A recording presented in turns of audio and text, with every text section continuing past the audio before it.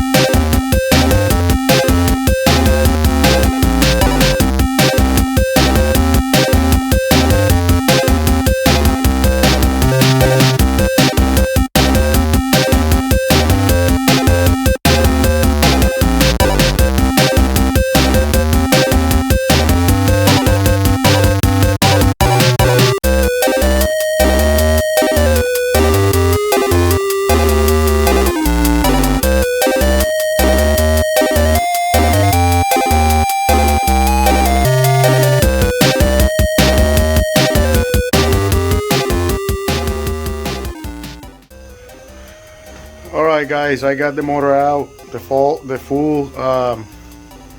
you know, front train. This is the first time I do it, so it took me a little bit longer, but now I know that I need to lower my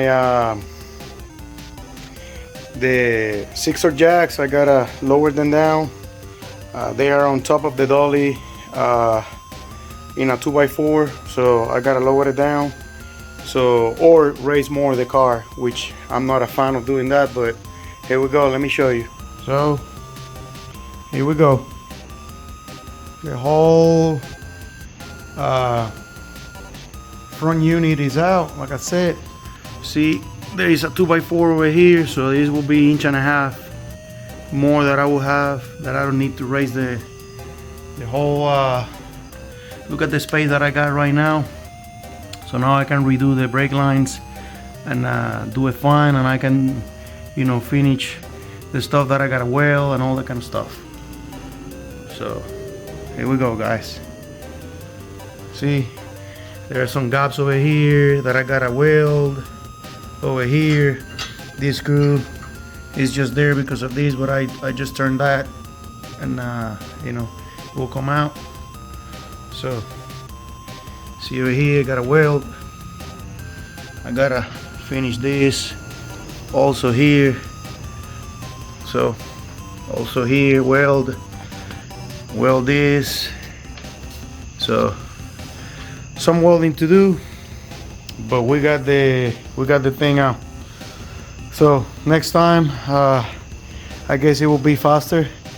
When I'm I will let you know how long it took me to take the motor for the first time out. I struggled a little bit, but we got it out. Next time will be faster, that's for sure.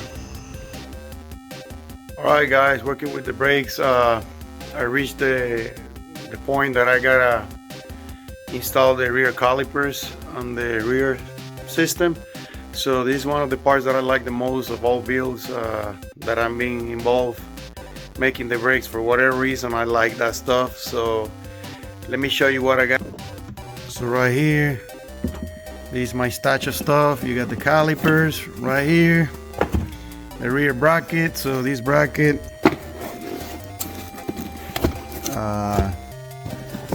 and the rear calipers. So this is a kit that comes for the Corvette C5, C6, and because that's you know, that's what I'm using as a suspension. So this is for the rear, the 4-piston calipers. So you need this bracket. You know, I already marked it that that's the right. So this is for the passenger side. It got some chims and stuff that, you know, it gotta be as center as possible. So let's see how this is done. I will show you only one. I mean, the other one is just a duplicate. So let's start with this.